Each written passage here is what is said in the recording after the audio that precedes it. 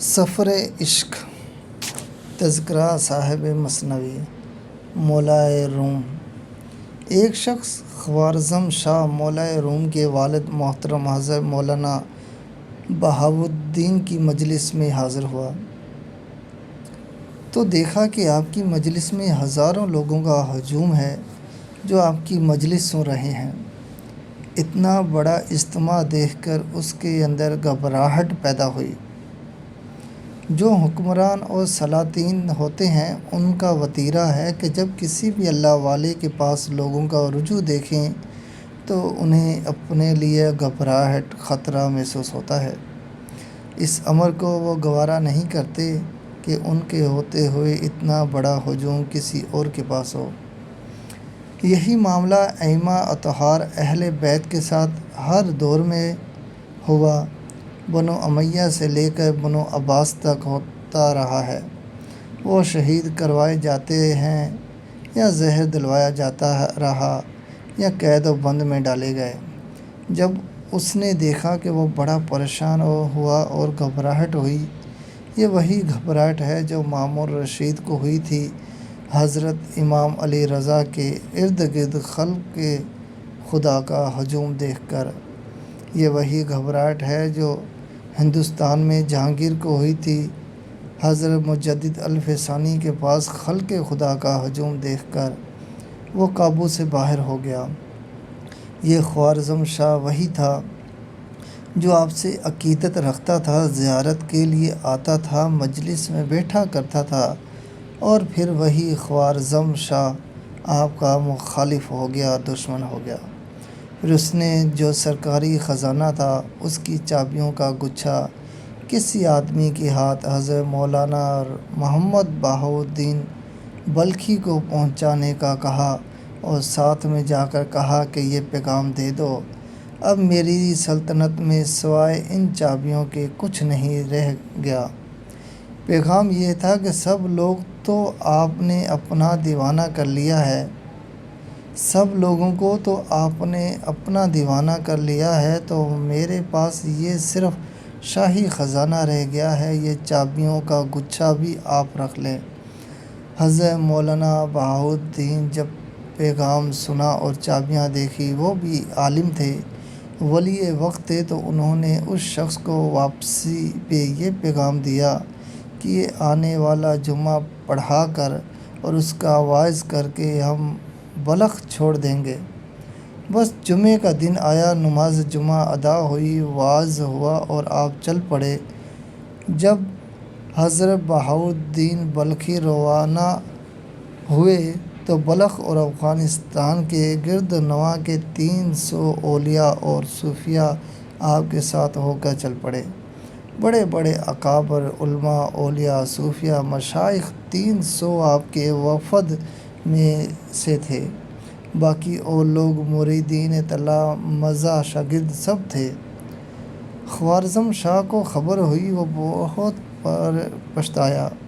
پھر وہ پیچھے پیچھے دوڑا، راستے میں جا کر ان سے ملا، منت سماجت کی، جو کچھ ہو سکا کیا، لیکن حضرت بہاؤالدین بلخی نے کہا اب پلٹ کر بلخ نہیں آئیں گے۔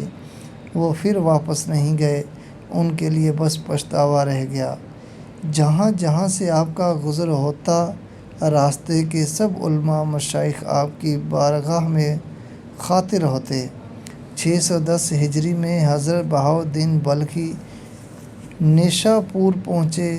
جب نیشاپور پہنچے اور بلخ کو چھوڑا تو مولانا روم کی عمر اس وقت 4 سال تھی۔ آپ 4 سال کے بچے تھے۔ بعض کتب میں آیا ہے کہ آپ کی عمر 5 سے 6 سال تھی۔ نیشاپور جب پہنچے تو حضرت خواجہ فرید الدین عطار صاحب تذکرۃ الاولیاء آپ کی خدمت میں حاضری کے لیے آئے۔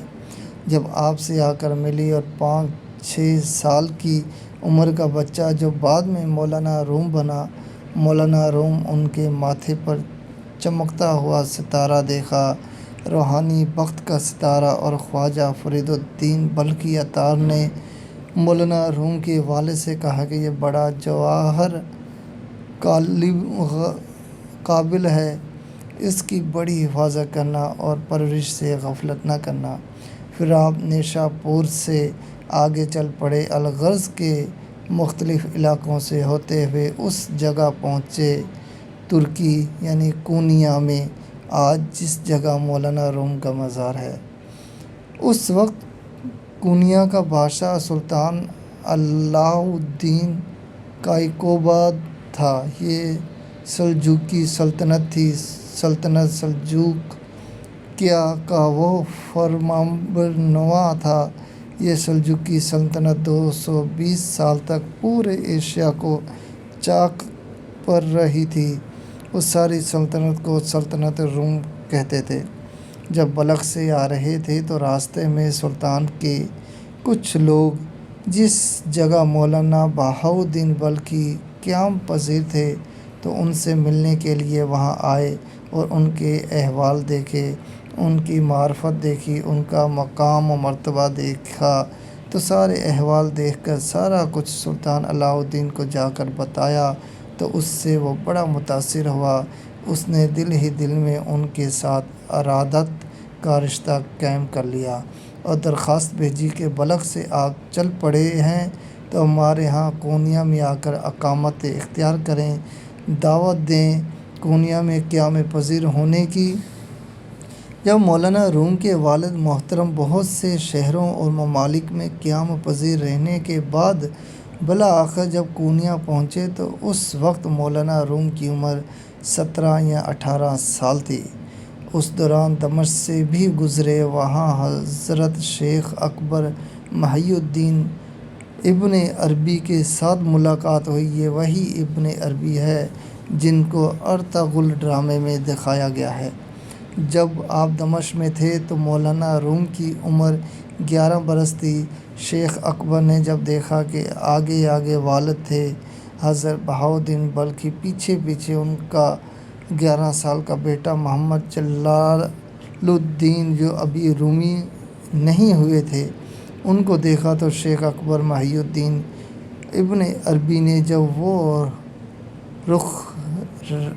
رخصت ہوئے تو فرمایا سمندر دریا کے پیچھے پیچھے جا رہا ہے۔ والد دریا ہے اور بیٹا بڑا ہو کر سمندر بننے والا ہے۔